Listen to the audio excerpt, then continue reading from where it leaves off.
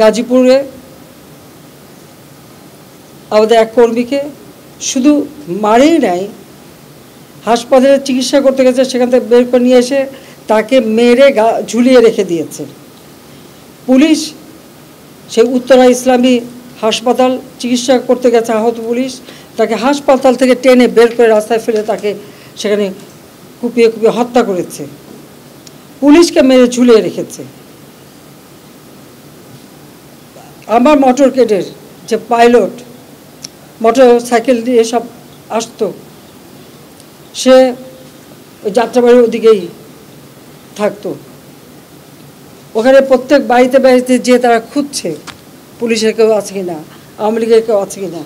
ও যখন ওখান থেকে বের হয়ে আসছিল কাজে যাবে, তাকে সেখানে মেরে ফেলে রেখে দিয়েছিল। যখন এখানে আসে না, খোঁজ করে দেখে তার লাশ পড়ে আছে। এইভাবে একদিকে হত্যাকাণ্ড, একদিকে জ্বালাও পোড়াও। 2013, 2014, 2015 তো এই জ্বালাও পোড়া হত্যাকাণ্ড আমরা দেখেছি। আবার শুরু করলো এই 2024 সালে, যখন দেশটা এই দীর্ঘ 15টা বছর রাত দিন পরিশ্রম করে প্রতিটি প্রতিষ্ঠান তৈরি করেছে। এই প্রতিষ্ঠানগুলি কাদের জন্য? এদেশের মানুষের জন্য। তো এই প্রতিষ্ঠানগুলি তো মানুষকে সেবা দেয়, মানুষের জন্য কাজ করে, মানুষের রুটির ব্যবস্থা করে, মানুষের আয়ের পথ খুলে দিয়েছিল। সেই প্রতিষ্ঠানগুলি একে একে পুড়িয়ে ফেলা। এবং শুধু ঢাকা বলে না, রাজশাহীতে বিশ্ববিদ্যালয়ে সে ভিসি কাটো, ময়মনসিংহ কৃষি বিশ্ববিদ্যালয়ে সেখানে হামলা, বিভিন্ন জায়গায় এই হামলা করা এবং আগুন লাগানো অথবা মেরে ফেলা। এরা কি স্বাধীন বাংলাদেশের নাগরিক? এরা কি বাংলাদেশের স্বাধীনতা বিশ্বাস করে বা বাংলাদেশের উন্নয়নে বিশ্বাস করে? যখন বাংলাদেশটা আজকে সারা বিশ্বের কাছে উন্নয়নের রোল মডেল, সারা বিশ্বে একটা অনন্য মর্যাদা পেয়েছিল বাংলাদেশের যে কেউ বিদেশে গেলে, আওয়ামী লীগ সরকারে আসার আগে বিদেশে গেলে শুনতে হতো, ও তোমাদের দেশ ভিক্ষুকের, দুর্যোগ হয়, বন্যা হয়, খরা হয়, সেই হিসেবেই পরিচিত ছিল। আর এই 2009 থেকে 2024 পর্যন্ত দেশটাকে এমন একটা জায়গায় নিয়ে এসেছিলাম, তখন আর কেউ আমাদের ভিক্ষুক জাতি বলতো না, বলতো বাংলাদেশ উন্নয়নের রোল মডেল, বাংলাদেশ বিশ্বকে অনেক কিছু দেখিয়েছে, শিখিয়েছে। সেই বাংলাদেশকে যখন একটা মর্যাদাপূর্ণ জায়গায় নিয়ে আসলাম, তো এটাই কি তার প্রতিদান? যে সমস্ত প্রতিষ্ঠানগুলি তারা পড়ালো, যারা করেছে, তারা কি এর সুফল ভোগ করেনি? তারা কি এর থেকে কোনো রকম সুফল পায়নি? আমি শুধু যারা এই ঘটনা ঘটছে তারা না, তাদের যারা অভিভাবক বা সেই ছাত্রদের শিক্ষক শিক্ষিকা, তাদেরকে আমার প্রশ্ন, তা অভিভাবকদেরও প্রশ্ন।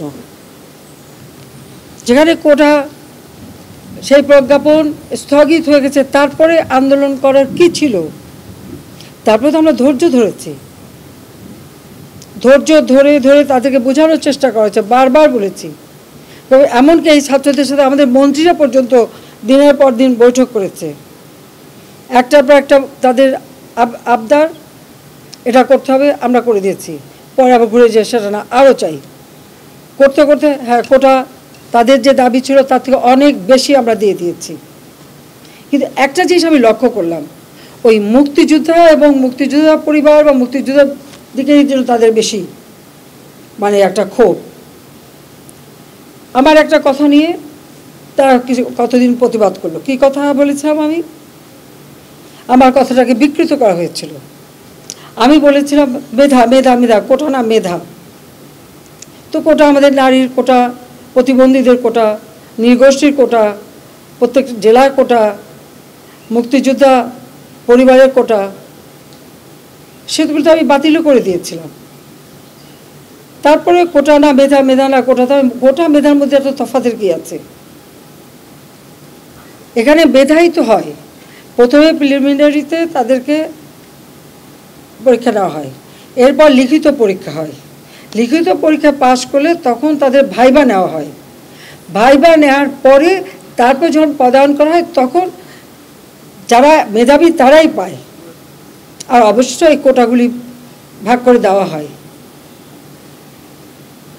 তাহলে যারা পরীক্ষা দিয়ে মেধাবী তারাই তো পাচ্ছে। সেই সূত্রে আমি বলেছিলাম যে কি মেধাবী কি শুধু মানে মুক্তিযোদ্ধা পরিবারের সন্তান সন্ততিরা কি মেধাবী না?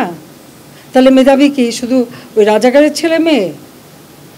এটা বলার সাথে সাথে তাদের স্লোগান, তাও কি বিকেল 4টায় আমি প্রেস কনফারেন্স করি, কয়েক ঘন্টা চলে যায়, হঠাৎ রাত্রেবেলা বোধহয় 11টা 11:30টার দিকে দেখলাম অনেক ছেলে মেয়ে বের হয়ে আসছে, মেয়েরা হল থেকে বের হয়ে আসছে। তাদের স্লোগানটা কি? যে তারা রাজাকার, তুমি কে আমি কে, রাজাকার রাজাকার, তোমার বাবা আমার বাবা, রাজাকার রাজাকার। তার মানে তারা নিজেদেরকে রাজাকার হিসেবে পরিচয় দিল। আমি তো তাদের রাজাকার বলিনি, তারা নিজেরাই স্লোগান দিয়ে নিজেদেরকে রাজাকার হিসেবে পরিচিত করলো সকলের কাছে। এবং এটারই প্রতিবাদ প্রত্যেক শ্রেণী পেশার মানুষ কিন্তু করেছিল, সকলেই। হ্যাঁ, আমাদের ছাত্রলীগ থেকে শুরু করে, যুবলীগ থেকে শুরু করে অন্যান্য সংগঠন, প্রগতিশীল সংগঠন সকলেই কিন্তু এর প্রতিবাদ করেছে। এমন কোনো সেকশনের মানুষ নাই যেটা প্রতিবাদ না করেছে। তখন তারা তাদের স্লোগান পরিবর্তন করলো। কি স্লোগান? চেয়েছিলাম অধিকার, হয়ে গেছি রাজাকার। আরে রাজাকার তো আমি তোমাদের করি নাই, তোমার নিজেরা স্লোগান দিয়ে তোমাদেরকে রাজাকার করেছো। তোমার স্লোগান দিয়েই তোমাদের পরিচয় দিয়েছো। তোমরা শুধু না, তোমরা রাজাকার, তোমার বাবা রাজাকার, এটা তো তোমরাই করেছো।